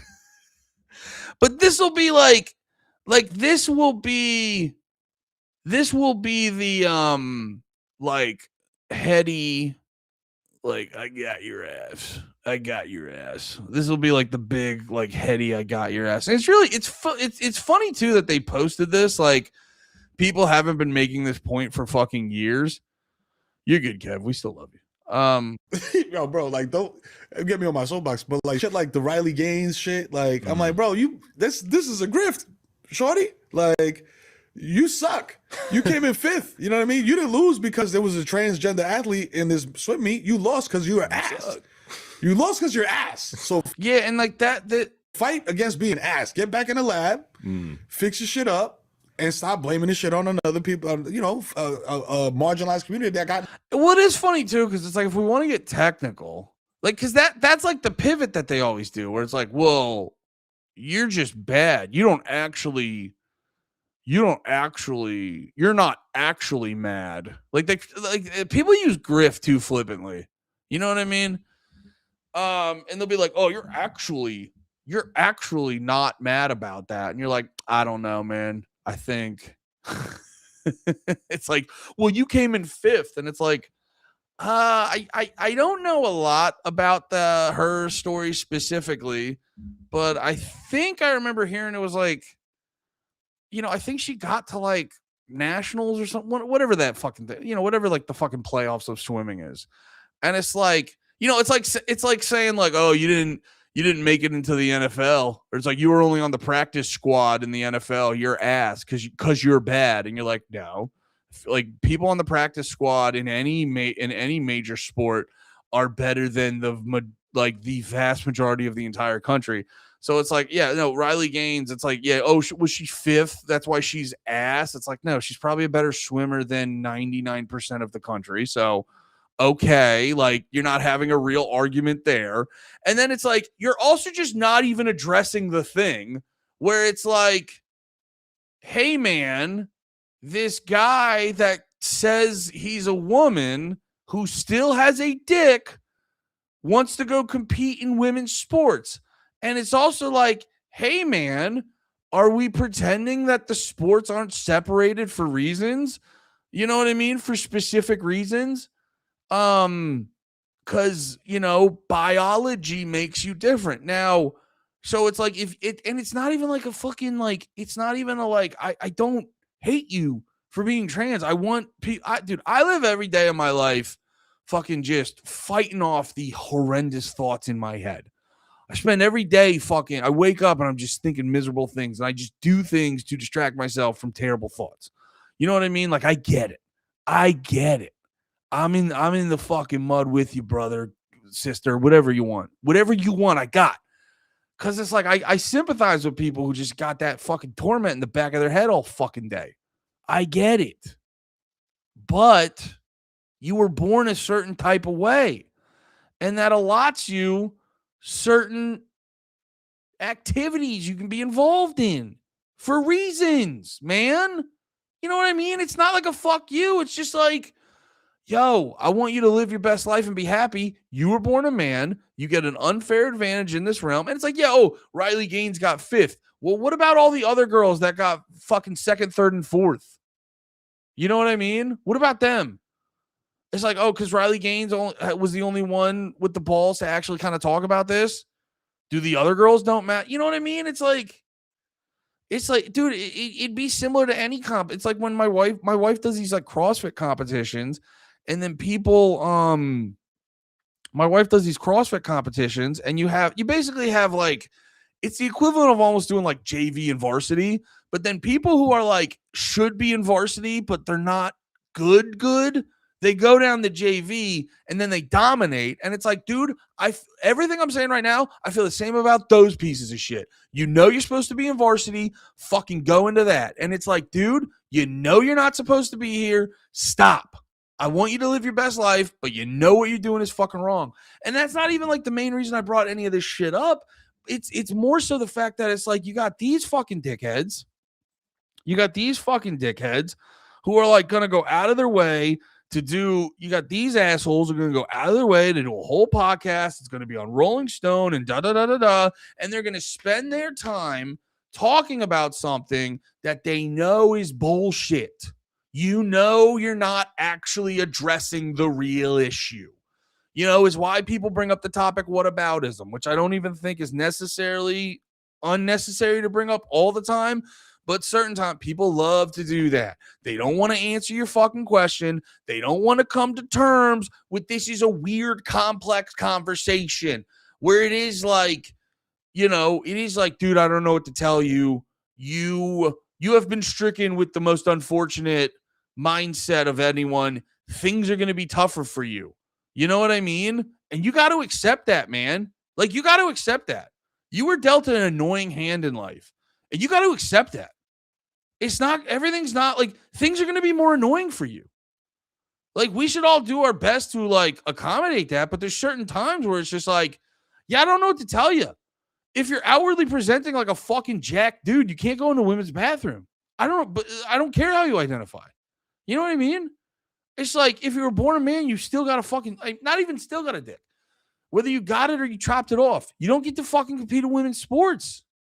It's just, just don't get to do that, man.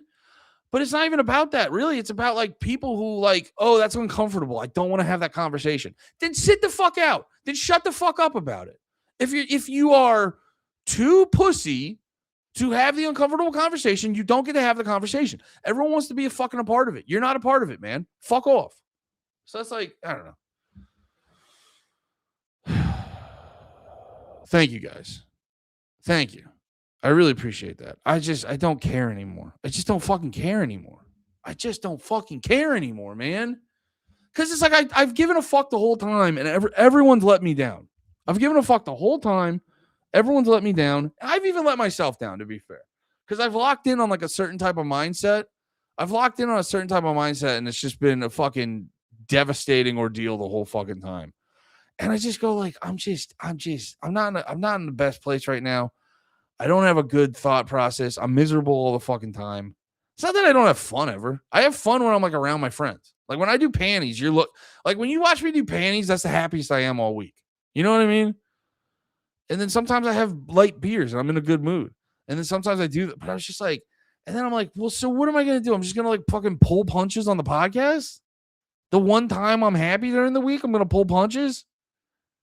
I don't know, man. And I was saying this to like bum anyone out. It just is what it is. And it's better to be real than it is to be a fucking phony.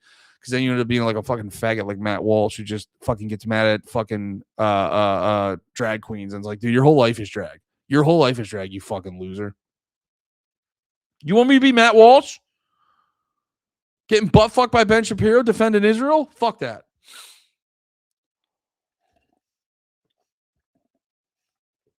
Yeah, you guys rule. All right.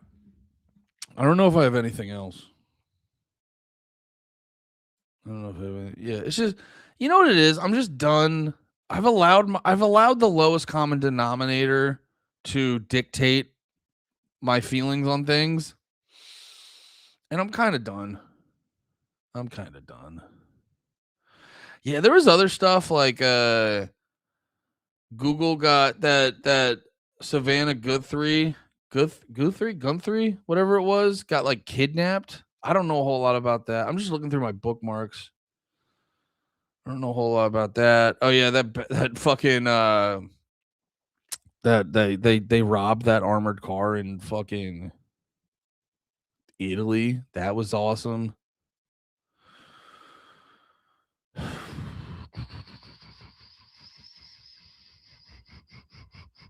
Trying to think what else.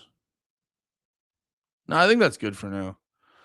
Joe Walsh, Matt Walsh. Which one's Joe Walsh? Is that the sports guy?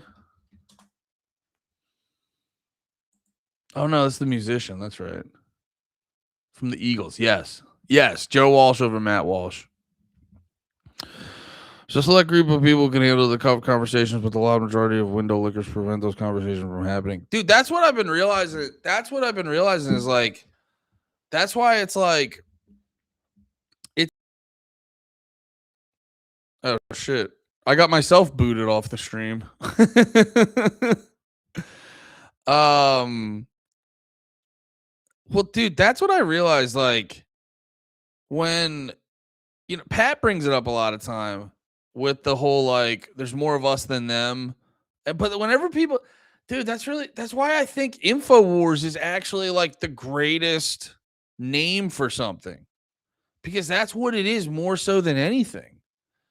You know, it's like if you just have, because like really the war really is over reality. What's the real perception of reality? That's what the war is. So it's like, you know, if you go with like the progressive version of things where, or like the race, the critical race theory of things, where if you go with that and it like trains you to if you go with like the critical race theory of things and it trains you to, you know, just always a big thing with the critical race theories is like what's wrong with that shit is like the way it's set up, it's trained you to just constantly like look for racism. When in actuality, it's like you should acknowledge the bad things of life, but like kind of put those to the side and deal with them when they come up, not to be constantly hyper obsessed with them. That's where a lot of the like ultra progressive left wingers fuck up, where it's like they hide behind the whole like, well, we're just fighting racism. It's like, yeah, but you're also just obsessing over it every day constantly.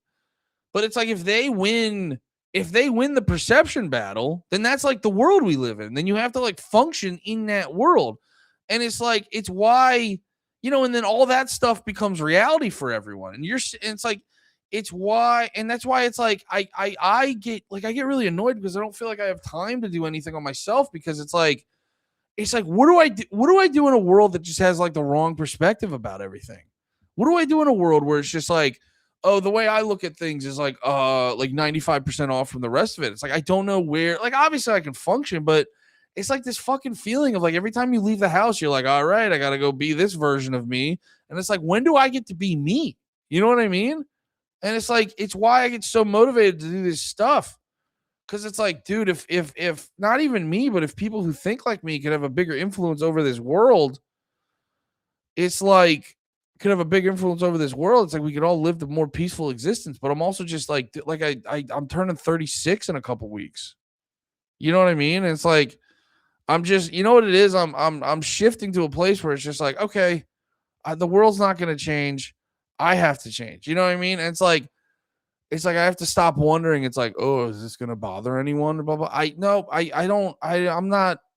I might be halfway, dude. I might be halfway. I'm not spending the second half worrying about if the way I am is bothering anyone. Like, obviously, I'm going to not be a dick. I'm going to try my hardest not to be a dickhead, but it's like, I spent all my life being self-conscious of what other people are going to think about me.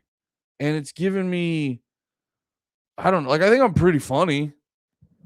I think I'm quick with jokes, but I'm like, I don't got a lot to show for it. I don't got a lot to show for it. Every time I try to talk about things I'm passionate about, I'm incredibly nervous.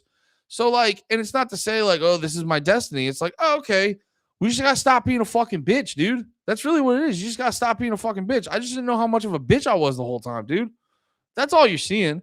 This isn't like a new, I mean, I guess it is a new Andy, but it's not like, it's just, oh, I was just being a huge freezer, like all the time. Just being a scared little freezer all the time. Now it's time for the big dog to come. Now it's time for the big dog. No, I'm not black pilled. Don't ever get black pilled. Don't ever get black pilled. That's how they win. That's how they win. All the bad forces in the world, whatever you want to call them, whoever it is, the weatherman, whoever. No, I'm just kidding. All the bad forces in the world want you to be black pilled. It's your civic duty to be white pilled. It's your duty as God's disciple. No. But for real, though, they want you to fucking throw in the towel and give up. That's how they win. You turn into a little fucking wage slave battery for them. That's how they fucking win. Don't be black-pilled ever. Even if it feels valid, because it is sometimes valid. Don't ever do it. That's how they win. They're trying to demoralize and distract. That's how they win. Don't fret. Again, on age, Andy, I'm only 23, and a lot of my friends are on the same mindset as yourself. Hell yeah, brother. Yeah, no, and I don't say this to like cry or try to garner sympathy from anyone. I do appreciate the love, guys. I do. besides panties, this is one of the things I look forward to the most every week because it feels like we've cultivated a group of people that are the least gay people in the world. And I mean that in a jokey way, not homosexual way. Love gay people, love homos. Hey, homos, I love you. Yeah, man, I just gotta stop caring. I gotta be Andy 100%. I think I'm gonna do that because it used to be like, will people accept that? And I go, I don't care at this point because I don't feel good. I don't feel good when I'm not me. When I'm another guy, I feel really bad. I think there's still hope for a better future. It's just gonna work. Well, it's like the whole hope for a better future. It's like I don't even know if it's about like hope. It's just about like if more people just start to choose to do the right, it's like, and we all kind of know. I'm not saying everyone has to be like a hardcore libertarian or any of this shit, but it's like if people just start to choose to do the right thing more often, we'll be fine. Like it doesn't. That's the thing. It doesn't have to be like this, man. It doesn't have to. I wouldn't say black pill. There's a lot of noticing going on. My generation is beginning to see beyond it. Yeah, and I like that about you guys. Fuck you, I'm the most gay. Sorry, Cellrat. You are the most gay. I'm so sorry, Cellrat. All right, boys. This fucking ruled. I gotta go get something to eat, and I gotta go bring something to the post office. I love you guys. This is awesome. See you on. I might do a stream tomorrow. I don't know. Because I don't have shit to do tomorrow. So I might do like a music stream or something. Don't tell Most Dope.